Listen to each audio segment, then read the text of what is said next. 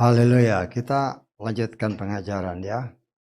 Orang pilihan kita sudah sampai kitab Keluaran masih Keluaran pasal 20. Tuhan berkenan ya, hari ini selesai Keluaran 20. Kita akan baca, minggu lalu sudah ayat 21. Kita baca ayat 22 dan seterusnya sampai selesai. Dari Keluaran 20 ini. Mulai ayat 22 ya sampai 26. Dan sesuai bacaan sama, kita baca sesuai apa yang tertulis di depan. Kita baca bersama 3-4. Dan berfirmanlah Yahweh kepada Moshe, sekarang berkatalah engkau kepada Bani Israel, nah kamu sendiri telah menyaksikan bahwa Aku telah berbicara kepadamu dari langit. Kamu jangan membuat ilah-ilah dari perak dan ilah-ilah dari emas di sampingku. Janganlah kamu membuatnya bagimu. Engkau seharusnya membuat mezbah dari tanah bagiku. Dan engkau seharusnya mengorbankan persembahan bakaranmu dan persembahan pendamaian di atasnya. Kawanan dombamu dan kawanan lembumu di setiap tempat yang aku buat orang mengingat namaku. Aku akan datang kepadamu dan memberkatimu. Dan jika engkau membuat bagiku sebuah mezbah dari batu-batu, janganlah membangunnya dari batu pahat. Karena jika engkau mengayunkan peralatanmu padanya, maka engkau sudah mencemarinya. Dan janganlah kau naik ke atas mezbahku dengan tangga, karena auratmu tidak seharusnya tersingkap di atasnya. Amin. Silakan duduk. Puji Bapa Yahweh. Ya, dari 10 perintah yang tertulis ya dari kitab Keluaran ini, kita sudah sampai minggu lalu di perintah yang ke-7 ya. Kita akan masuk ke dalam perintah ke-8 dan seterusnya sampai apa yang berkenan kita selesaikan Keluaran 20 ini. Perintah yang ke-8 mengatakan jangan mencuri. Ya. Mencuri artinya mengambil milik orang lain tanpa sepengetahuan yang punya. Itu namanya mencuri. Ya. Kalau sepengetahuan yang punya berarti merampas. Bisa dibedain ya.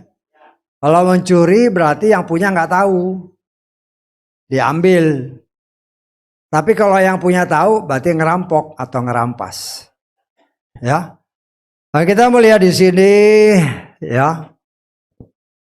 Kalau kita mau jujur kepada diri kita sendiri sejak kecil ya, sejak kecil. Ya. Kalau kita ingat-ingat masa kecil, kadang-kadang mungkin kita suka ngambil uang ibu kita ya. Betul nggak? Itu dosa nggak? Masih ingat ya? Udah minta ampun belum? Lo dosain dulu ya. Karena dosa itu walaupun sudah berapa puluh tahun, 50 ya, sekarang saya udah mau 70 kan, berarti hampir 70 tahun yang lalu. Kalau Tuhan ingatkan ya, kalau belum minta ampun ya minta ampun. Termasuk saudara juga, termasuk Pak Simon yang 88 tahun. Kadang-kadang yang kita ingatkan yang dekat-dekat aja. Yang dulu-dulu tidak diingat, bahkan lupa, tetapi catatannya masih ada gitu loh. Ngerti maksud saya? Kan semua dosa itu tercatat. Ya, tercatat. Jadi walaupun kita lupa, yang nyatat nggak lupa. Ya. Yang nyatat itu siapa? Roh yang ada di dalam kita sendiri. Selama manusia hidup, roh Bapa Yahweh masih ada di dalamnya. Karena itu dia juga bertugas sebagai pencatat.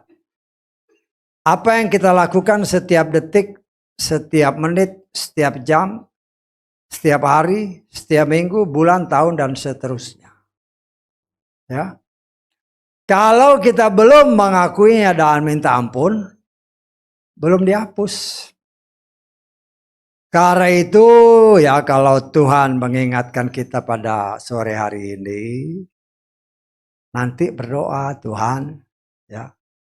Ada dosa-dosa yang belum aku ingat, belum aku akui. Ya minta ampun.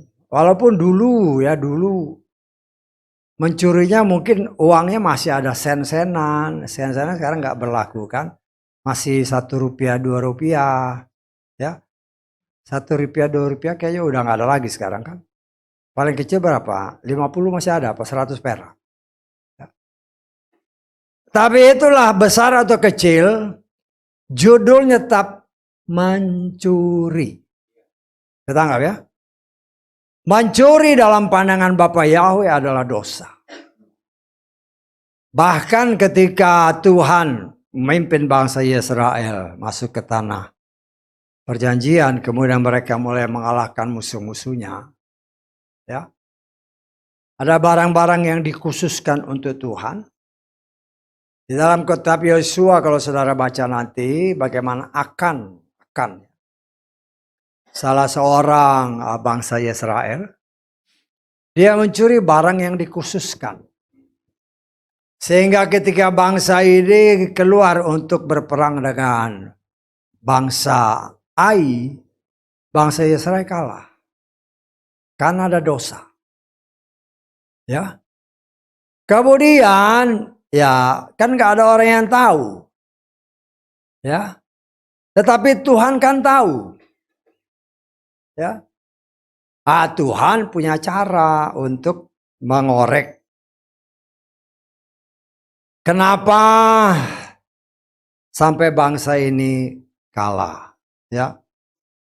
Kemudianlah diadakanlah semacam undian ya, undian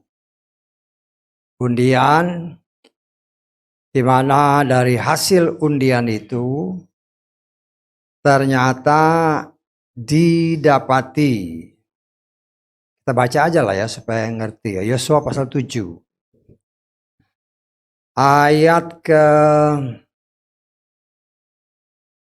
Kita baca mulai ayat 14. Maka besok pagi, ini setelah bangsa Israel kalah terhadap bangsa Ai. Kan ada dosa ini. Besok pagi kamu harus dibawa mendekat menurut suku-sukumu. Dan beginilah suku yang Yahweh ambil harus telah tampil menurut kaum-kaumnya. Dan kaum yang Yahweh ambil haruslah tampil menurut keluarga-keluarganya. Dan keluarga yang Yahweh ambil haruslah tampil seorang demi seorang. Dan akan terjadi dia yang didapati bersama barang bakti, haruslah dia dibakar dengan api. Dia dan segala yang ada padanya. Karena dia telah melanggar perjanjian Yahweh. Karena dia telah berbuat aib di Israel. Yosua bangun pagi-pagi lalu membawa Israel menurut suku-sukunya. Maka diundi 12 suku, didapatilah suku Yehuda. Ya. Kemudian membawa suku Yehuda kaum-kaumnya didapati dari kaum Zerah. Ya. Kemudian dari kaum Zerah datang mendekat seorang demi seorang, maka didapati Zabdi. Lalu ia membawa keluarga yang mendekat seorang demi seorang, maka didapati Akan, anak Karni, anak Sabdi, anak Serah, anak dari suku Yehuda. Kemudian berkatalah Yosua kepada Akan, anakku, aku minta kepadamu, berikanlah kemuliaan kepada Yahweh Elohim Israel. Mengucap syukurlah kepadanya, ceritakanlah kepadaku apa yang telah engkau perbuat, janganlah menyembunyikan hal itu daripadaku. Lalu Akan menjawab Yosua dan berkata, benar, aku telah berdosa melawan Yahweh Elohim Israel dan ilah yang telah aku lakukan. Ketika aku melihat di antara barang-barang jarang itu ada jubah yang indah buatan Sinear. Dan 200 sikal perak dan sebatang kapak emas seberat 50 sikal. Lalu aku menginginkannya, maka aku mengambil semuanya itu. Dan lihatlah, semuanya itu disembunyikan di dalam tanah, di tengah-tengah kemahku, dan perak itu di bawahnya. Kemudian Yosua mengutus orang-orang seruan, lalu mereka berlari ke kemah itu, dan ternyata barang itu disembunyikan di dalam kemahnya, juga perak itu di bawahnya. Mereka mengambil barang-barang itu keluar dari tengah-tengah kemah, lalu membawanya kepada Yosua dan kepada seluruh Bani Israel, serta meletakkannya di hadapan Yahweh. Lalu Yosua beserta seluruh orang Israel yang bersamanya mengambil Akan anak Serah, juga perak, jubah, kapak emas, anak-anak lakinya, anak-anak perempuannya, lembunya, keledainya, ternaknya, kemahnya, serta semua yang ia miliki. Lalu mereka membawa semua itu ke lembah Akor. Lalu Yosua berkata, betapa engkau telah menyusahkan kami, maka Yahweh pun akan menyusahkan engkau pada hari ini. Kemudian perhatikan, seluruh Israel melempari dia dengan batu dan membakar semuanya dengan api serta melempari dengan batu. Hukumannya keras. Ya, karena mencuri sesuatu yang pekerjaan yang sama sekali dilarang oleh Tuhan. Ya. Dan di sini kita melihat kalau kita dulu bahkan mungkin sampai sekarang masih melakukan hal itu, ya. Firman Tuhan katakan, ya bertobat. Kenapa? Bertobat minta ampun. Kalau dulu dirajam kayak gitu. Dirajam sampai mati, bukan aja dirajam, dibakar. Loh, ini bukan kata saya, ini kata Tuhan. Ya. Firman Tuhan menyatakan demikian, ya. Memang hukumannya boleh dikatakan sangat berat, ya. Bapak dikatakan hukumannya hukum mati. Ya. Kenapa demikian? Ya, kita melihat di sini segala sesuatu, ya. Kita mencoba untuk melihatnya dari sudut firman Tuhan. Kita baca Pengkhotbah. Pasal ke-8 ayat 11. Oleh karena hukuman atas perbuatan jahat tidak segera dijalankan, maka hati anak-anak manusia dipenuhi kecenderungan untuk berbuat jahat. Ya. Saya percaya ketika bangsa Israel melihat akan dan bukan saja akannya, tetapi seisi rumah tangganya, semua harta miliknya dilempari batu, dibakar. Ya. Artinya Tuhan mau memperlihatkan kepada bangsa ini, memang hukumannya keras. Untuk apa? Untuk membuat orang yang lain kapok. Ya. Nah, kan belakangan ini kan di negara kita kan lagi rame-rame dibicarakan tentang orang yang korupsi. Ya, rencana undang-undang sudah dimajukan. Tetapi tidak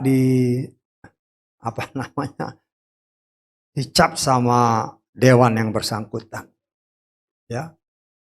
Nah, kita melihat di sini kalau itu terjadi, kan ceritanya boleh korupsi, engkau ketangkep, engkau dimiskinkan.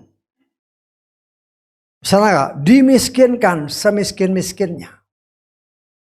Ya mungkin bisa aja, entah hartanya sendiri, harta istrinya, anak-anaknya, cucu-cucunya, diambil semua. Tapi itu kan rencana. Ya kita berdoa aja supaya negara ini kalau tidak berdirinya hukum dengan baik, ya seperti kata pengkhotbah tadi, orang cenderung melakukannya terus-menerus. Karena hukumnya tidak diterapkan secara benar. Dan menurut firman Tuhan, ya, karena Tuhan tahu bahwa manusia termasuk kita, ya, sejak kecil ya kadang-kadang ya kita anggap seolah-olah nggak berdosa kan ngambil uang mama aku sendiri untuk beli permen, ya kan. Tapi mamanya nggak tahu, ya golongannya kan mencuri. Nanti kalau di rumah ingat-ingat itu berdoa minta ampun. Loh, saya sebagai pelayan Tuhan kan diingatkan, ya. Memang itu kecil, tapi kalau seandainya uangnya mungkin nggak seberapa. Kalau uang itu ditaruh di bank sekian puluh tahun, udah banyak, artinya dosanya banyak sekali. Karena itu segala sesuatu yang tidak benar, itu benar-benar harus diputuskan dari dalam kehidupan kita. Supaya jangan roh, jiwa, dan tubuh kita dihantui terus. Loh, kamu kan dulu kayak gitu. Ya, kita mau bilang mana kita kan kamu nyuri. Dulu kenapa dia nyuri? Dulu kita juga nyuri. Ya walaupun yang dicuri uang orang tua sendiri. Tetapi tanpa kita sadari, kenapa itu terjadi? Karena atasnya kayak gitu. Akhirnya anak-anaknya kayak gitu. Bisa tangkap nggak? Nah ini harus kita selesaikan. Karena itu dikatakan dalam kitab Efesus pasal keempat. Ayat ke-28 mulai. Efesus 4 ayat 28. Yang mencuri atau yang pernah mencuri, jangan lagi nyuri. Tetapi justru hendaklah dia berjeli lelah dengan mengerjakan yang baik dengan tangannya. Sehingga dia dapat berbagi kepada yang berkebutuhan. Ya. Ya Tuhan tahu, ya memang firman Tuhan berkata, aku melupakan apa yang di belakangku. Kan itu kata si Paulus kan, kita lihatlah ya. Filipi pasal 3. Ayat ke-13. Hai saudara-saudara, aku tidak menganggap diriku sendiri telah menangkapnya, tetapi satu hal. Di satu sisi dengan mengabaikan apa yang di belakang, dan di sisi lain dengan menjangkau kepada apa yang di depan. Tapi harus kita ingat, Tuhan itu setia sama firman-Nya. Saya tangkap ya. Kalau kita menaburkan benih yang baik, hasilnya baik. Tetapi kalau kita menaburkan benih yang tidak baik, cepat atau lambat kita akan menaburkan benih yang tidak baik. Tuhan mau kita jangan sampai hal itu terjadi. Tuhan mengingatkan kepada kita. Ya. Memang dalam ayat tadi melupakan di belakangku. Artinya apa yang sudah kita buat jangan dibikin lagi. Tetapi yang sudah terjadi minta ampun dan minta mohon kepada Bapa Yahweh agar oleh kasih kemurahan Tuhan itu dicabut. Perbuatan kita, benih yang pernah kita tabur itu dengan kuasa daripada Bapa Yahweh dalam Yeshua Masiah dicabut sampai ke akar-akarnya. Kalau tidak dicabut, lah, ya, apa yang kau tabur itu mungkin bukan kau yang nuai, tapi yang di bawahmu, anak-anakmu, keluargamu. Siapa yang rugi? Ya rugi sendiri. Tuhan mau membersihkan kita dari semua yang tidak benar. Dia berikan 10 perintah, 6 perintah yang terakhir Itu untuk kehidupan kita secara langsung yang berhubungan dengan kegiatan kita di muka bumi. Ya, baik menghormati orang tua, baik jangan membunuh, jangan berzina, jangan mencuri. Ya. Itu satu kesatuan yang tidak pernah bisa terpisahkan. Karena 10 perintah ini adalah perintah yang tertulis di 2 loh batu. Yang Tuhan sendiri menulis dengan tangannya. Tuhan yang nulis ya. Bukan Mose yang tulis, tetapi Tuhan yang nulis semua perintah-perintah itu. Dan setelah Tuhan tulis, baru semuanya nanti diberikan kepada siapa? Kepada Mose. Ya. Dan dari semua itu, dari 10 perintah, baru kan Tuhan minta si Mose duduk di depan dia. Muka dengan muka, 10 perintah ini dijabarkan satu persatu. Sehingga dari 10 perintah terbitlah 613 aturan, perintah, dan ketetapan Tuhan. Yang dipakai bagi kehidupan manusia seutuhnya agar hidupnya tetap berkenan kepada Bapa Yahweh. Ya. Karena tanpa aturan ini, tanpa perintah dan ketetapan ini, manusia hidupnya nggak ada arah. Manusia hidupnya nggak ada arah. Ya, karena itu adalah perintah. Jangan bikin patung untuk disembah. Jangan mencuri dan sebagainya, itu perintah. Jangan. Kemudian diatur. Kalau ibadah caranya begini. Tuhan atur. Ya. Nah, nanti kan kita masuk sampai kepada aturan. Karena aturan ini itu semua sebagaimana apa yang Tuhan perlihatkan kepada Mose, seperti apa yang ada di sorga. Ini loh caranya kayak gini, ya. Jadi itulah yang kita ikuti. Coba kita lihat di dalam, kita lengkap lah ya. Keluaran 25 ayat 8 dan 9. Haruslah mereka membuat ruangan kudus bagiku dan aku akan tinggal di tengah-tengah mereka. Perhatikan ayat selanjutnya.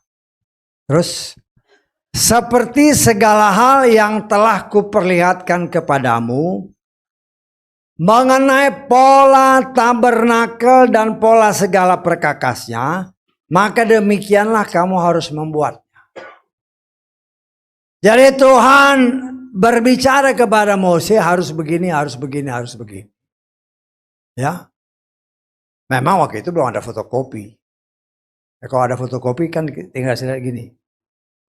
Tetapi Tuhan sanggup untuk membuka pikiran dari Mose sehingga dia bisa melihat, oh bentuknya kayak begini. Kalau sekarang kita kenal namanya penglihatan. Oh polanya begini, begini, begini, begini. Ya. Itu semua didapat dari 10 perintah. Dan 10 perintah ini yang memang ditulis Tuhan di atas 2 loh batu dengan tangannya sendiri. Kita lihat di dalam Keluaran 3, lengkap aja. Keluaran 31 ayat 18. Dan dia memberikan kepada Mose setelah dia berhenti berbicara kepada di Gunung Sinai. Kedua loh kesaksian, loh batu yang ditulis dengan jari Elohim. Jadi Tuhan sendiri yang nulis. Ya. Itulah gunanya Mose. Sejak bayi sampai 40 tahun dididik di Mesir supaya bisa baca. Bisa nggak saya? Kalau dia nggak dididik di Mesir, kalau dia tinggal sama orang tuanya nggak bisa baca dia. Karena itu Tuhan punya rencana yang luar biasa bagi setiap pribadi pilihannya. Termasuk Moshe yang memang sudah ditetapkan dipilihnya untuk membawa bangsa Yesaya keluar dari tanah Mesir. Karena itu sejak nol, katakanlah sejak dia bayi, nol.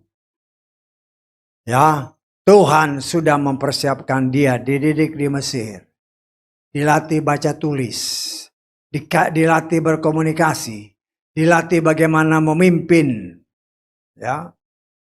Tetapi namanya ya 40 tahun dia sebagai, boleh dikatakan dalam tanda kutip sebagai pangeran. Karena dia kan diangkat sama anaknya Firaun. Ya boleh dikatakan sebagai pangeran. Namanya pangeran, sombong. Pasti sombong. Ya.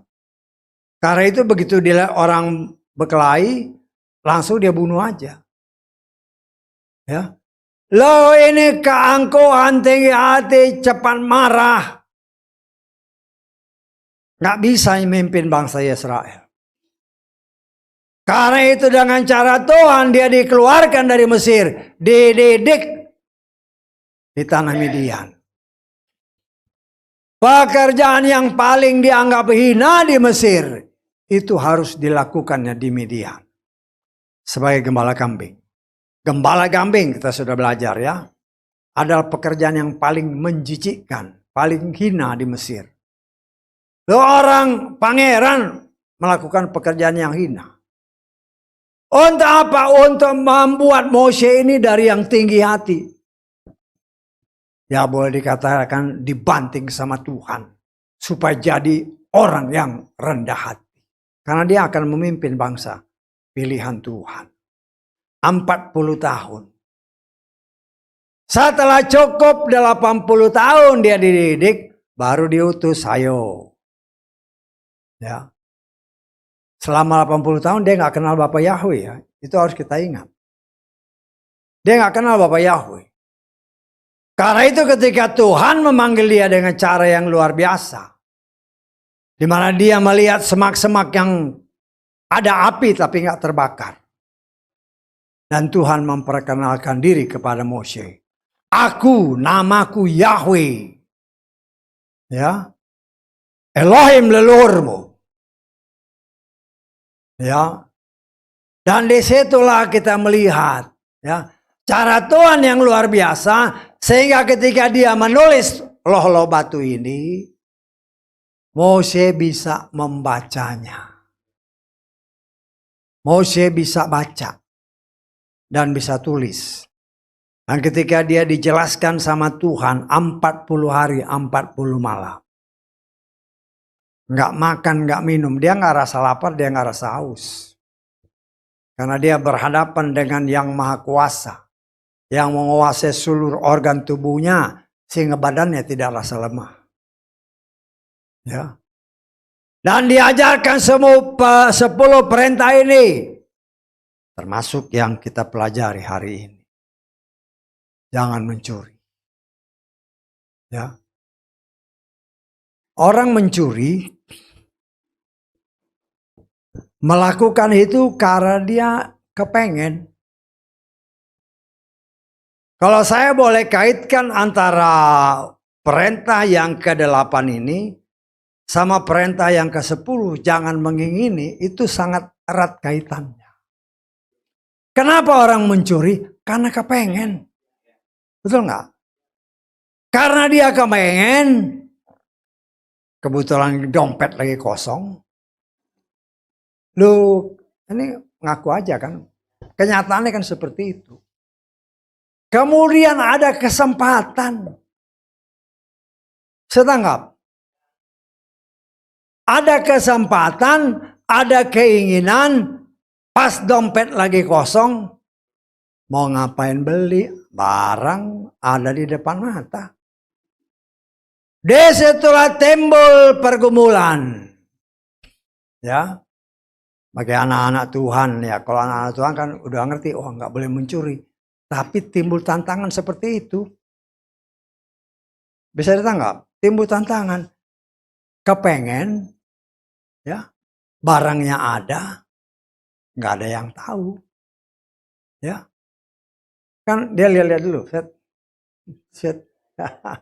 Lihat kiri kanan nggak ada. Tidak ada yang lihat. Padahal kalau kita mau melihat secara rohani, ya, malaikat sama setan lihat tuh. Lihat tuh, mana yang menang. Loh, setan punya cara. Engkau beri kesempatan kepada setan. Ya, di dalam ayat ke-27 dari Efesus 4 tadi, kita lihat coba ayat 27. Ayat yang di atas tadi, jangan jangan mencuri lagi, tapi di atasnya, jangan pula beri kesempatan kepada si setan. Ya, kesempatan ada, keinginan ada, timbul peperangan di dalam hati ini, di dalam jiwa ini berperang. Ya, mana yang lebih kuat? Kalau orang tidak bisa mematikan kedagingan, keinginan daging, itu kan keinginan daging. Keinginan mata, pengen. Ya. Karena keinginan. Ya. Kemudian kita lihat di dalam Yakobus pasal 1. Ayat ke berapa ini? 14. Namun setiap orang dicobai karena diseret dan dipikat oleh keinginannya sendiri. Ayat 15, perhatikan. Selanjutnya, keinginan yang telah mengandung itu melahirkan dosa. Dosa yang digenapkan itu melahirkan kematian. Ya, kalau saya nggak salah bahasanya lebih enak ditangkap yang LAI coba. LAI ya, kita lihat ya. Tapi tiap-tiap orang dicobai oleh keinginan sendiri, karena ia diseret dan dipikat olehnya. Apabila keinginan itu telah dibuahi, ia melahirkan dosa. Dan apabila dosa itu sudah matang, akan maut. Kan keinginan kan. Keinginan terus dibuahi. Ada kesempatan, nggak ada yang lihat. Why not? Ambil tindakan. Set. Lah. Ya mungkin masih lihat-lihat kan. Lihat-lihat dulu. Nggak ada apa-apa nih. Ya udah masuk lari. Itu dibuat. Artinya mencuri. Kalau masih di situ belum nyuri dia. Tapi udah ngambil. Udah lihat-lihat gini kan. Timbul pergumulan. Aduh bagus juga ini. Apalagi di pasar udah nggak ada lagi yang kayak gini nih. Aduh.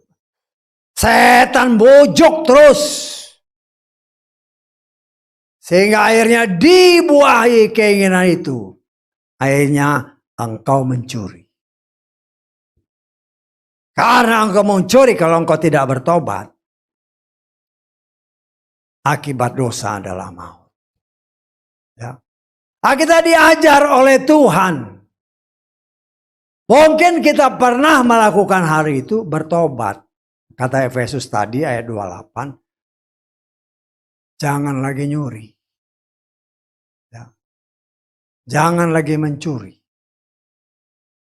Karena tindakan itu bukan tergantung Tuhan ya. Tetapi tergantung kita. Karena semuanya ini, keinginan daging, keinginan mata, dan keinginan hidup, keinginan keangkuhan hidup, kita lihat di dalam 1 Yohanes pasal 2 ayat ke-16. Segala sesuatu yang ada di dalam dunia, hasrat atau keinginan daging, keinginan mata, keangkuhan hidup, bukan berasal dari Bapa, tapi dari dunia. Ya. Artinya tergantung kita. Kalau kita tahu itu bukan dari Bapa, berdoa supaya yang sering kali itu kan keinginan daging, keinginan mata itu kan karena jiwa, pikiran kita. Karena itu dikatakan oleh firman Tuhan yang sering berulang-ulang dinyatakan di tempat ini. Ya, karena keinginan daging, keinginan mata itu semua dari jiwa. Karena itu Yakobus pasal 1 ayat 21. Kita lihat ya. Yakobus 1:21.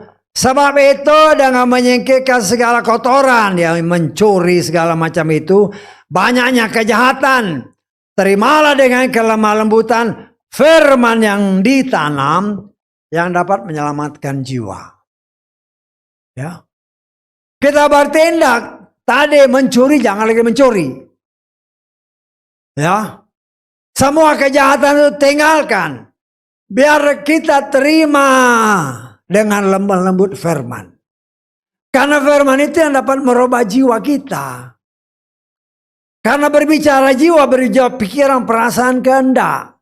Kita tidak sanggup untuk merubah diri kita dan kekuatan kita sendiri. Nggak bisa.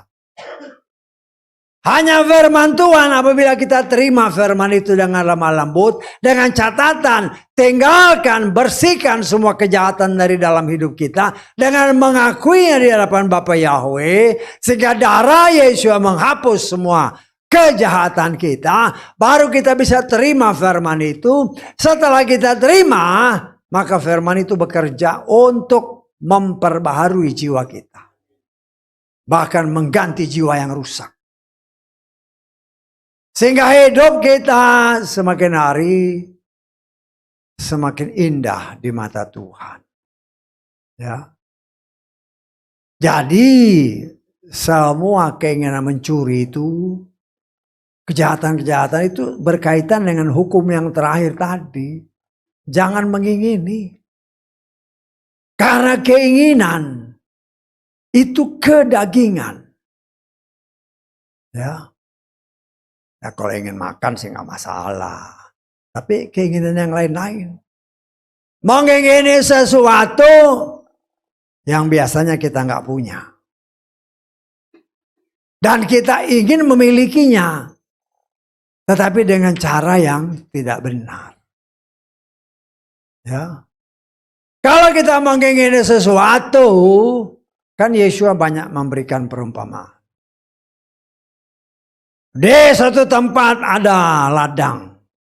Kemudian seseorang menemukan harta karun. Dia ingin punya harta ini kan. Tapi itu bukan milik dia. Dia pulang ke rumahnya, dia jual semua hartanya. Dia beli ladangnya. Berarti dia berhak atas harta karun itu. Artinya itu pun berlaku dalam hidup kita.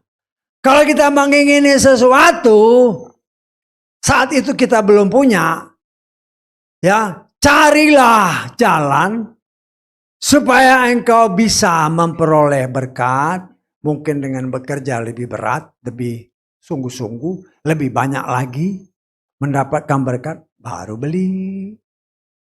Dan itu bukan namanya nyuri. Bisa ditangkap maksud saya. Ya. Kita harus belajar untuk mampu menguasai diri. Dengan pertolongan Roh Kudus, Dia akan memberikan saudara dan saya kemampuan. Sehingga hidup kita ini bukan hanya mendengar firman, tetapi mempraktekkan firman itu dalam hidup kita. Karena dengan kita belajar mempraktekkan firman dalam hidup, maka firman itu akan membersihkan hidup kita dari semua yang bukan berasal dari Tuhan. Ya. Kita melihat cara yang luar biasa dari Bapa Yahweh. Memang perkataannya singkat, jangan nyuri. Ya. Tapi kan nyuri macam-macam. Ya. Kerja. Tinggal 10 menit, nggak apa-apa lah, pulang duluan. Itu nyuri bukan? Ya, saudara yang nilai sendiri. Kecuali kadang-kadang kan ada perusahaan-perusahaan yang main target. Main target. Ya. Targetnya pokoknya dalam minggu ini sekian persen harus selesai. Ya. Tapi ya nggak tahu, di sini agak jarang mungkin ya. Tapi kalau di luar, saya pernah tahun berapa dulu kan. Di perusahaan di salah satu di Amerika sana kan. Saya ngobrol-ngobrol sama mereka, sama teknisi. Dia yang membongkar, yang overall turbin-turbin lah, turbin-turbin besar. Turbin-turbin besar sendiri aja ngerjainnya. Cuma main target mereka. Pokoknya seminggu 2 unit. Kalau dalam 7 hari engkau kelarkan dalam 4 hari, udah istirahat. Ya. Artinya kerjanya sistem target. Nah kalau di sini ya mungkin ada ya sistem target. Ya. Nah itu lain. Tetapi kalau sistemnya main jam-jaman, berhati-hatilah. Karena di situ kita juga bergumul. Ya. Kecuali umpamanya datangnya pagi, lebih pagi. Ya, mungkin pulangnya lebih awal ya, wajar-wajar. Ya. Tapi bukan untuk membela diri. Tetapi koreksilah. Berkomunikasilah dengan Tuhan. Ya. Ya kadang-kadang orang juga kan ada jadwalnya, khususnya orang-orang di umpamanya di tempat-tempat terpencil kan. Jadwalnya kan kerja memang karena dia katakanlah orang di kapal, kayak ada yang di kapal di sini kan. Kerjanya memang dalam jadwal jam 6 sampai jam 6, 6 pagi sampai 6 sore. Tapi karena dia tinggal di kapal, kalau jam 12 malam engine-nya rusak, bangun dia. Artinya kerjanya 24 jam. Bisa ditangkap? Nah, di sini kita melihat ada kompensasi. Ya, kompensasi juga umpamanya ya dulu waktu masih kerja lah ya. Ya kita kan seringkali bongkar pasang mesin itu. Ya, kadang-kadang ditargetkan ini pokoknya 1 hari kelar. Kerja lah sampai jam 12 malam, bahkan sampai jam 21, jam 2 pagi. Ya. Lu para akhir bulan kan, ya teman-teman kan ngajuin timesheet kan. Udah di situ kan kita kasih penghargaan. Ya. Bikin overtime 12 jam. Wah, mantap. Ya. Kenapa? Karena memang kerjanya berat. Ya. Di satu sisi barang itu dibutuhkan oleh, boleh dikatakan oleh negara. Di sisi lain tenaganya pas-pasan, karena kan di stasiun-stasiun di laut itu kan terbatas orang. Ya. Sehingga sebagai kompensasi karena mereka harus bekerja berat, kadang-kadang kita sebagai pimpinan ya memberikan kebijaksanaan. Mungkin overtime 3-4 jam, kita bikin 6 jam. Ini kompensasi. Tetapi itu bisa kita pertanggungjawabkan. Katakanlah sebagai ya uang lembur. Karena mereka memang bekerja jauh melebihi jam kerja. Artinya ada hadiah. Ya.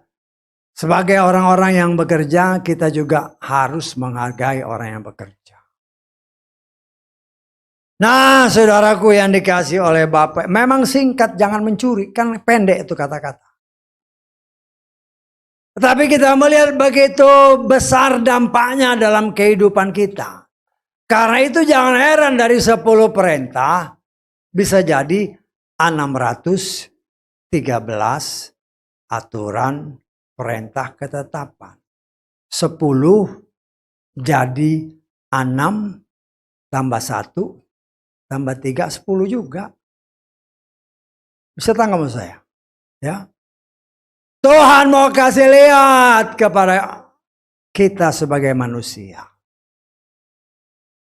Bahwa aturan perintah dan ketetapan Tuhan itu paling sempurna. Tetapi bagaimana semua yang sempurna itu? Bermunculanlah mereka yang menamakan diri Hamasya palsu. Torah itu sudah tidak berlaku. Enteng bener. Ya. Logikanya nih, logika. Kita pakai logika. Tadi kan 10 perintah kan. Kalau seandainya Torah tidak berlaku, apakah hukum yang pertama, jangan ada padamu ilah lain di hadapan hadirat, masih berlaku nggak? Lo nggak berlaku lagi berarti. 10 perintah itu kalau Torahnya hilang, berarti kan hilang semua. Terus kalau ditanya sama orang-orang ini, yang kamu pakai sekarang hukum yang mana? Hukum yang mana yang kamu pakai?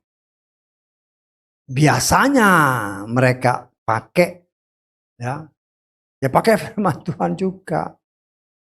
Firman Tuhan, Yesua mengajarkan, ya, apa yang dikenal oleh banyak anak-anak Tuhan dengan nama hukum kasih, ya. Hukum kasih. Nah, kita lihat hukum kasih ini. Di dalam Matius 22 ayat ke-36 mulai. Guru, manakah perintah terbesar di dalam Torah? Yesus berkata kepadanya, kasihilah Yahweh Elohimmu dengan segenap hatimu, dengan segenap jiwamu, dengan segenap akal budimu. Inilah perintah yang pertama dan yang terbesar. Dan yang kedua yang sama dengan itu. Kasihilah sesamamu seperti dirimu sendiri. Pada kedua perintah inilah tergantung seluruh isi Torah dan kitab para nabi. Ya, ini yang dia pakai, hukum kasih.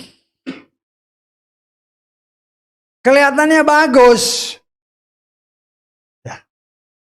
Kasihi Bapa Yahweh.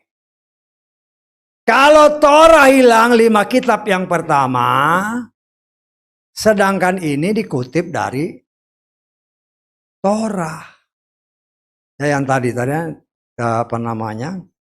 Kita lihat ayat 37 tadi. Ya. Kasih Yahweh Elohimmu dengan segenap hati.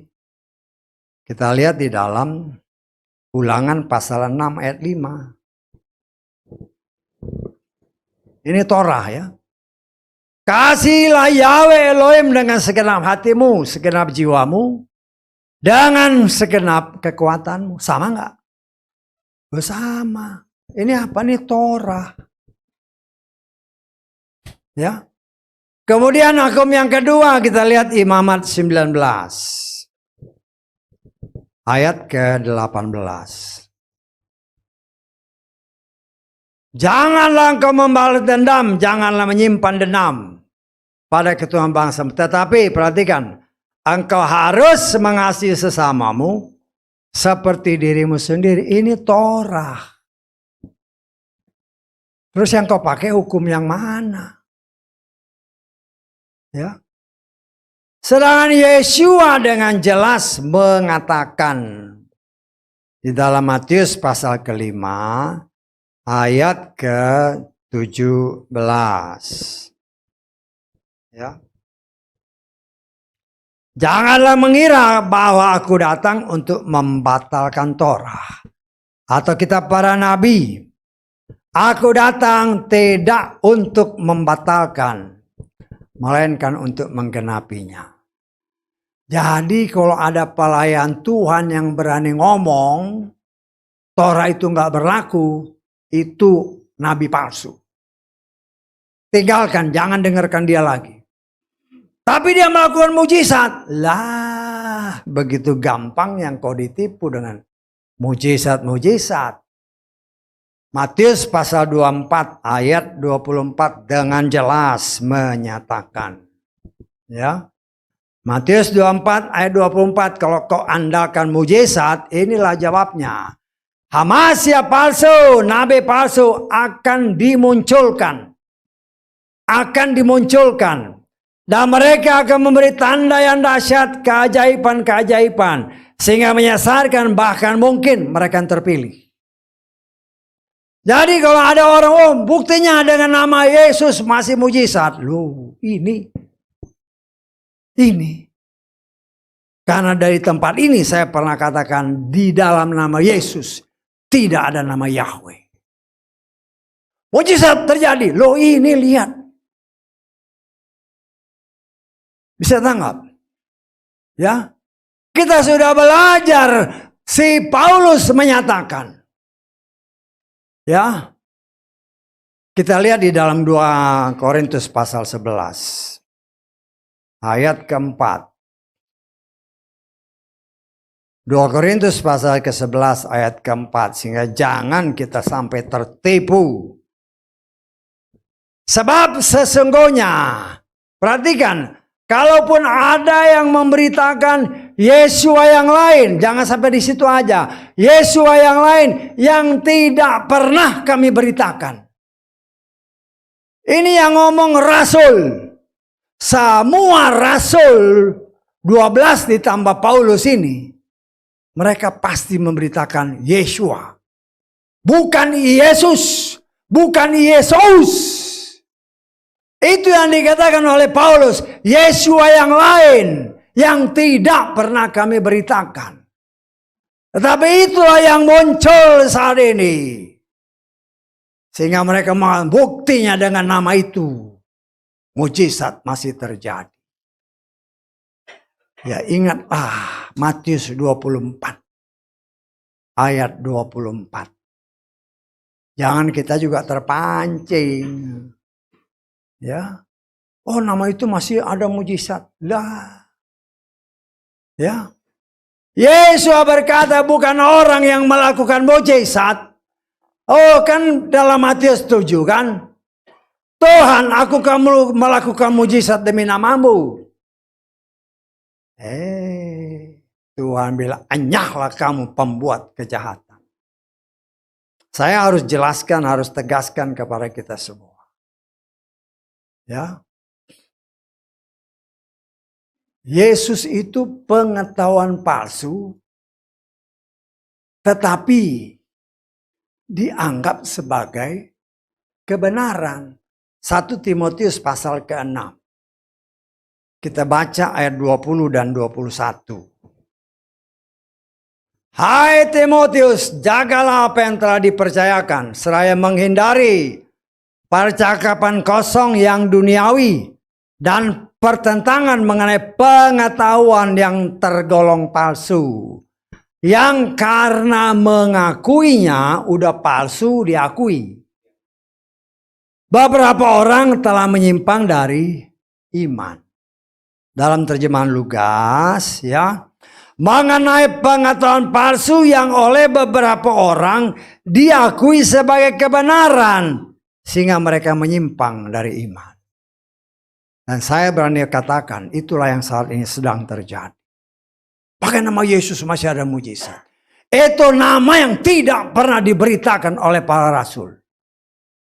Walaupun mujizat terjadi, tetapi itu pengetahuan palsu menggenapkan apa yang tertulis dalam Matius 24 ayat 24. Dan semua pelayan Tuhan, apalagi yang menamakan diri penyembah Yahweh, kalau berani menyatakan bahwa nama Yesua itu sama dengan nama Yesus, hati-hati kau. Hati-hati. Ya, karena itu bukan nama dari sorga.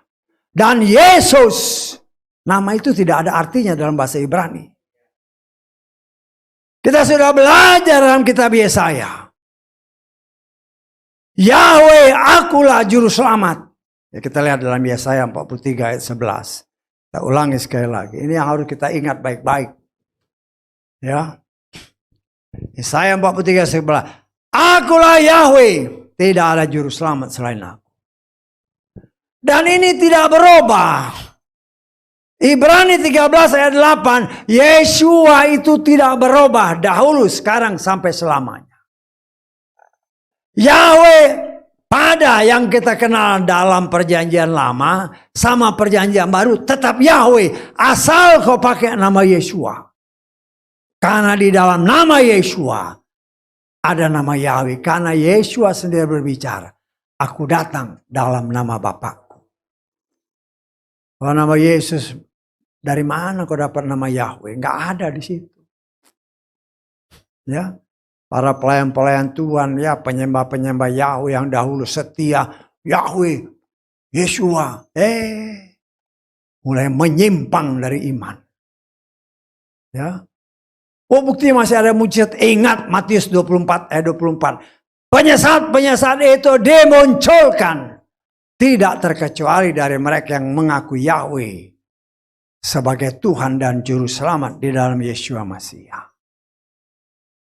Ya, jangan sampai kebenaran yang sudah tertanam dalam hati kita, pengetahuan, pengenalan yang penuh akan Bapa Yahweh di dalam Yeshua Masiah, dengan situasi kondisi seolah-olah mau dicuri dari dalam hati orang yang menamakan diri umat pilihan Tuhan. Karena pengaruh dunia yang sangat kuat. Hati-hati. Ya. Keselamatan urusan pribadi. Orang boleh berkoar macam-macam. Ya. Dengan ini berdasarkan sejarah. Hati-hati. Ya. Tuhan tidak berubah, namanya tidak berubah. Ya. Saya ada baca di media-media. Berkali-kali pergi ke Israel. Tetapi di sana yang diberitakan nama ilah lain. Bukan yang disembah oleh bangsa Israel. Ya. Berkali-kali datang ke sana. Pulang nggak ada perubahan. Cuman lihat di Israel begini. Tanya mereka siapa nama Tuhan mereka. Tanya mereka siapa nama Juru Selamat yang mereka agungkan. Ya. Ternyata nggak berubah. Jadi kesana ngapain ya jalan-jalan doang. Ya, bukan itu yang Tuhan mau. Kalau kita pakai akal yang sehat, ada kesempatan ke sana, nanyalah ngobrol sama orang-orang. Tuhanmu namanya siapa? Ya. Ya mereka memang sebagian besar sampai saat ini. Ketika kau tunjukkan Yod He Waw He, mereka akan bilang Adonai.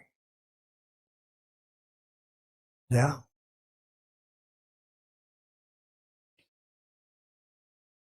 Tapi memang ada saatnya, saat ini mereka sedang dikeraskan. Ya. Jangan kita ikut-ikutan. Jelas-jelas tulisannya Yod He Waw He, kita juga baca Adonai. Jangan samakan dirimu dengan orang Israel. Saya berani mengatakan, jangan samakan. Mereka khusus. Karena Bapa Yahweh sendiri berkata, ini umat pilihanku. Aku pilih dari sekian banyak bangsa di dunia. Ini pilihan. Ya. Artinya ada perbedaan. Dan mereka karena memberontak terhadap Bapa Yahweh, bahkan tidak mengakui Sang Juru Selamat, Tuhan hajar mereka sudah hampir 2000 tahun lebih. Tapi akan datang saatnya sebagaimana tertulis. Bangsa ini akan dipulihkan kembali. Jangan sampai harta yang sudah tertanam dalam hati kita. Karena apa yang dilihat oleh indera kita itu dicuri. Sehingga mulai ikut-ikutan, mulai ragu-ragu. Aduh, iya ya ada mujizat. Kan itu jelas dalam Matius 24 tadi. Bahkan kalau kita baca lebih lagi. Kita harus sangat berhati-hati. Ya. Ya kalau melakukan mujizat-mujizat begitu ya oke-oke aja. Loh bagaimana nanti? Ya. Kalau seandainya patung aja dikasih nyawa. Waduh. Loh ini kan tertulis. Kita baca dalam Wahyu pasal 13.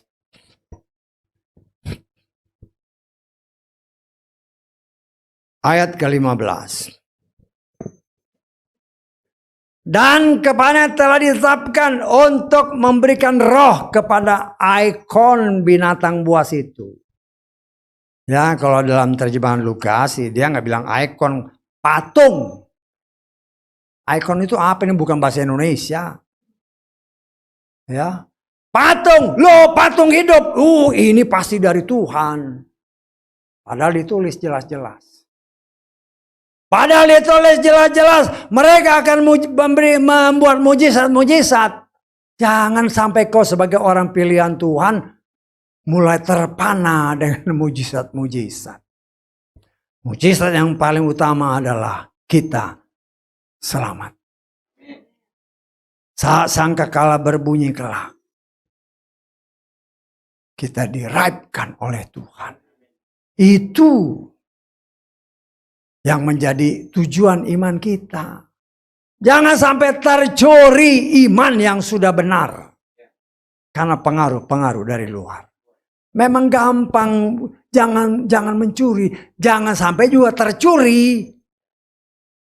Iman yang sudah ada jangan sampai tercuri karena kau lihat mujizat. Karena kau dengar orang ngomong buktinya ada mujizat. Loh ini patung dikasih nyawa. Ya. Nah, kita lihat coba. Kalau dalam terjemahan Lukas, ya, ia juga diberi kuasa untuk memberikan roh kepada patung binatang buas itu. Nah, kita lihat coba terjemahan Inggrisnya.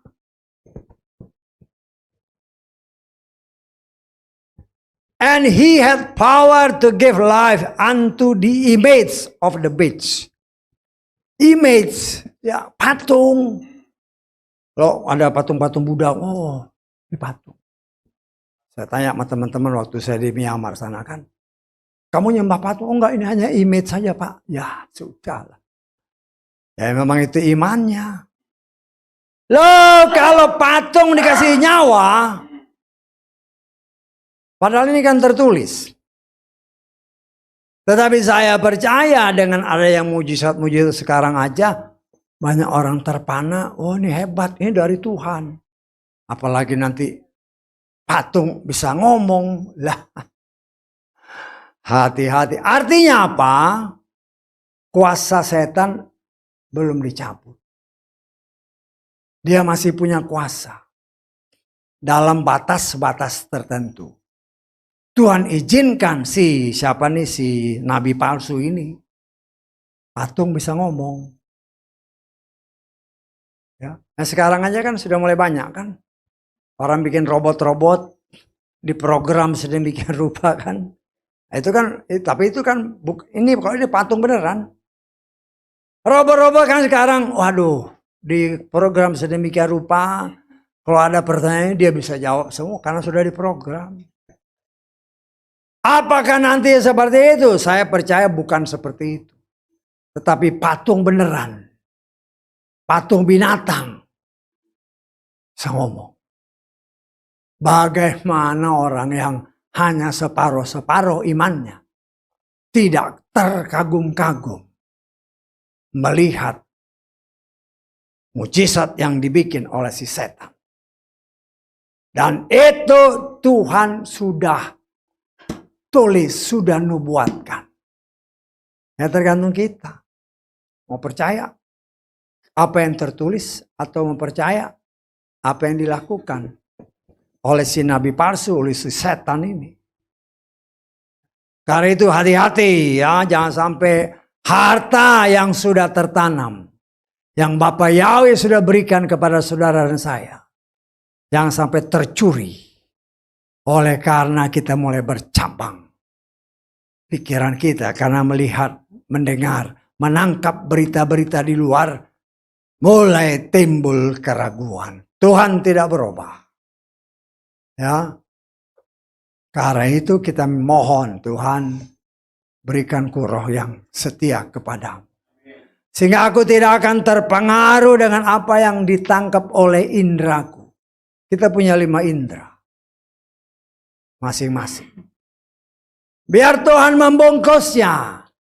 Sehingga indera ini tidak akan pernah bisa mempengaruhi kita. Sehingga kita tanpa sadar terbujuk. dengan rajungan si setan yang memang bisa melakukan mujizat. Kan di mana-mana sekarang, oh mujizat. Ini untuk menggenapkan Matius 24 ayat 24, hati-hati. Kalau dia tidak memakai nama yang benar, itu setan. Ya, jadi kita harus hati-hati. Ya, saya sebagai pelayan Tuhan ya mengingatkan. Sambil saya juga menjaga diri. Jangan sampai terpengaruh. Kita percaya mujizat. Tetapi kalau mujizat itu dilakukan bukan dengan nama yang benar, hati-hati.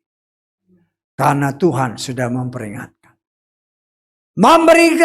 Memberitakan Yesua yang lain. Kita harus berpikir, siapa yang ngomong Paulus? Paulus itu siapa? Seorang rasul bagi bangsa di luar Israel. Dan saya percaya kalau semua rasul itu kan orang Israel.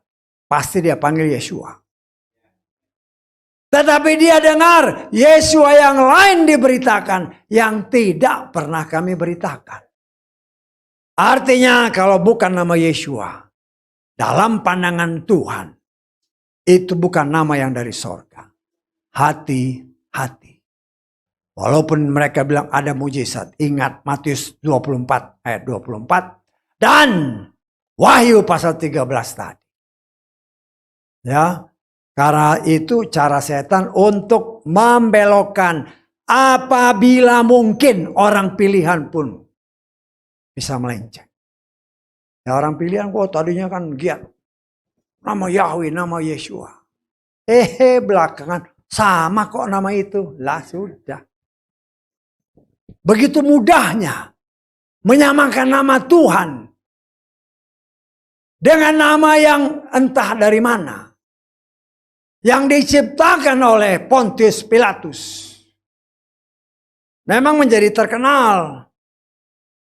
Tetapi nama yang dari sorga tidak pernah berubah. Nah, tinggal kita punya suatu ketetapan. Ya, jangan sampai apa yang murni sudah ditanamkan Tuhan. Karena kita terpengaruh. Ya, sama seperti Hawa kan lihat, aduh bagus juga nih buah nih. Timbul keinginan. Akhirnya bertindak. Sehingga iman yang murni karena kita salah bertindak terlepas karena salah sendiri. Ya, firman selanjutnya jangan bersaksi dusta. Jangan bohong. Tuhan benci pembohong. Ya, jangan sampai kita berbohong. Itu memang perintah Tuhan. Kadang-kadang orang berbohong, kenapa berbohong? Karena terdesak dengan situasi kondisi. Ya. Karena terdesak situasi kondisi, maka timbullah pembohongan. Ya, kita membohongi orang kan karena biasanya kan terdesak kan. Ya contoh, umpamanya contoh kan. Ya kalau ada contoh kan lebih gampang. Ya. Pembohong atau penipu. Anak-anak lah. Kalau udah kepepet kan suka bohong kan. Betul gak? Kok ketangkep basah sama orang tuanya kan. Wah mulai ngarang-ngarang. Bohong. Ya kita juga harus lihat. Orang tua kan tahu. Sebenarnya orang tua tahu kalau dia bohong. Lah tetapi kita pun harus koreksi diri. Kenapa dia bohong? Mungkin dulu aku seperti itu. Ya berdoa, bawa anakmu berdoa minta ampun. Supaya dibereskan. Tuhan benci pembohong atau penipu. Ya, kita lihat Mazmur pasal 5. Ayat ke-6. Orang yang congkak tidak akan bertahan di depan matamu. Perhatikan. Engkau membenci semua orang yang melakukan kejahatan. Terjemahan Lugas ya. Ini terjemahan ini arti yang macam-macam memang. Engkau akan membinasakan mereka yang berkata dusta.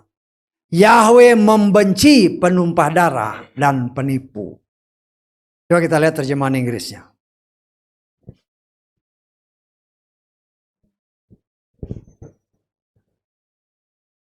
But as for me. Tadi ayat berapa sih? Ayat ke-6 ya. Thou shall destroy them that speak leasing, the Lord will abhor the bloody and deceitful man. Pembohong. Ya. Tuhan benci pembohong. Kita diajar untuk jujur kepada sesama yang kita lihat, jujur kepada Tuhan yang kita tidak lihat. Ya, kita tidak lihat Tuhan, tapi Tuhan lihat kita. Dia tahu kita jujur apa enggak. Dan kejujuran itu memang membutuhkan latihan dan pengorbanan. Karena biasanya kalau orang bikin salah, terus takut mempertanggungjawabkan perbuatannya, satu-satunya jalan bohong. Nah itu karakter-karakter yang tidak Tuhan kehendaki. Ya. Kita harus jujur kepada siapapun. Artinya berani menanggung resiko kalau kita buat salah. Bisa ditangkap? Kalau kita buat salah, akuilah kesalahan itu. Ya. Sama seperti kita buat dosa, ya akuilah dosa itu. Arti kalau kita buat salah dalam kegiatan kita, dalam hidup kita, akuilah kepada orang yang ya mungkin di dalam rumah tangga, suami, istri, anak-anak, orang tua. Dalam pekerjaan mungkin bos kita, saya salah Pak. Itu sedikit, tapi jujur. Ya, orang senang jujur. Ya, tapi kalau berbelat-belit, ya sudah. Ya. Nah, saya percaya kalau kita bertindak jujur, walaupun kita salah, tapi kita jujur, maka Tuhan akan membela anak-anak. Ya, jujur itu perlu latihan, perlu kesadaran. Ya, tetapi Tuhan mau orang jujur. Ya kalau kita tidak jujur, ya kita kan nggak bisa bohong sama Tuhan. Tapi seringkali kita nggak jujur kan. Ada kesibukan mungkin ya. Apalagi yang ada hubungan dengan duit kan, nih. Ya. Ada kerja lembur. Ada ibadah nih.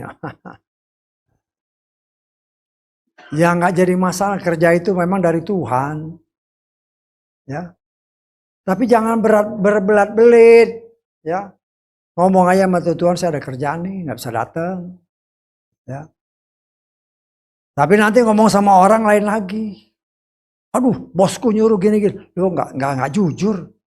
Bilang aja memang ada kerjaan, sehingga saya harus kerja karena memang ingat kerjaan itu dari Tuhan. Ya. Kalau kita tidak jujur, Tuhan kan lihat, Tuhan kan dengar. Nah, saudara dan saya dilatih oleh Tuhan. Ayo, mari kita jujur. Dan terlebih jujur terhadap diri sendiri. Ya, saya percaya saudara dan saya pernah mengalami. Kalau kita tidak jujur, kita nggak tenang. Betul nggak? Mau tidur juga mikirnya, aduh tadinya kayak salah tuh. Tapi ngomongnya lain. Nggak tenang di dalam. Kenapa? Karena roh yang Tuhan tempatkan di dalam kita. Itu yang akan terus-menerus membuat kita nggak tenang. Karena kau bohong.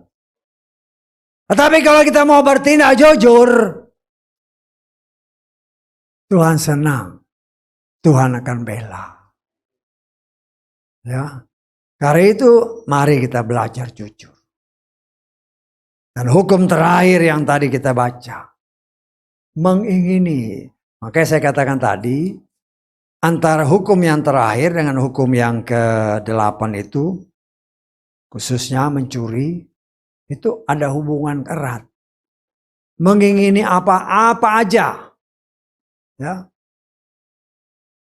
sebenarnya sudah Tuhan larang. Apalagi sesuatu yang sesuai dengan apa yang tertulis ini. Tapi kalau kepengen, saya lapar, pengen makan, itu nggak dosa. Saya tanggap. Tapi kalau kepengen barang orang lain, nah itu yang harus hati-hati. Bukan yang nggak boleh, tapi usahakan supaya engkau bisa punya dengan cara yang benar.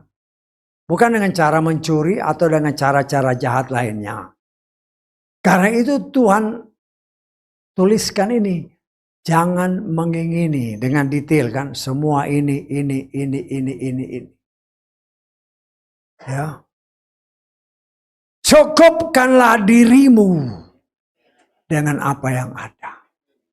Dengan mengucap syukur.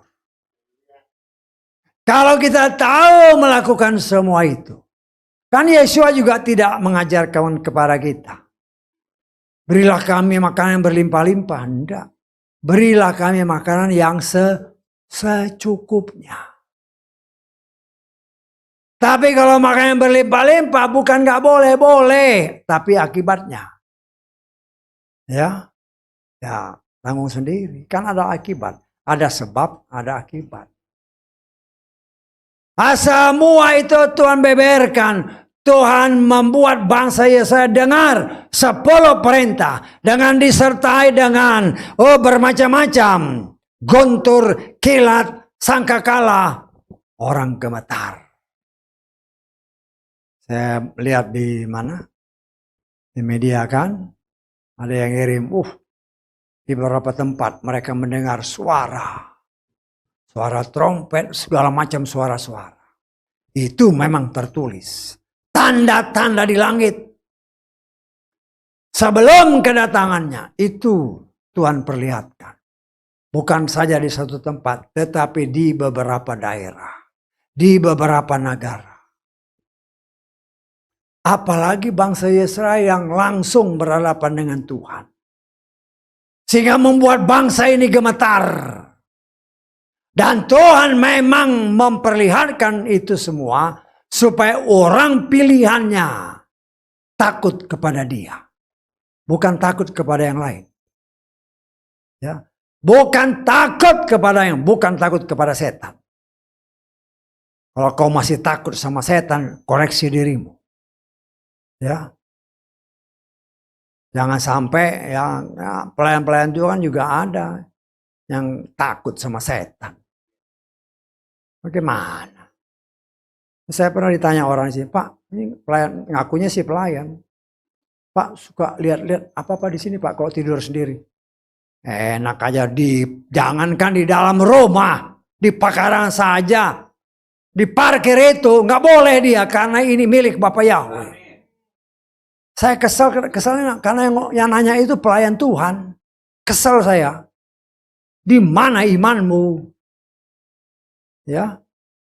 Karena itu kita sebagai anak-anak Tuhan yakinlah bahwa Tuhan ada di dalam engkau.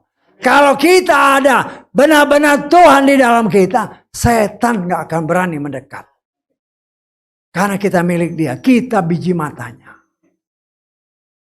Dan karena itu Tuhan menanamkan roh takut dan gentar hanya kepada Bapa Yahweh.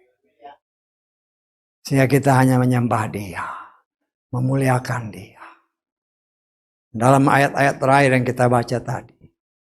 Ya.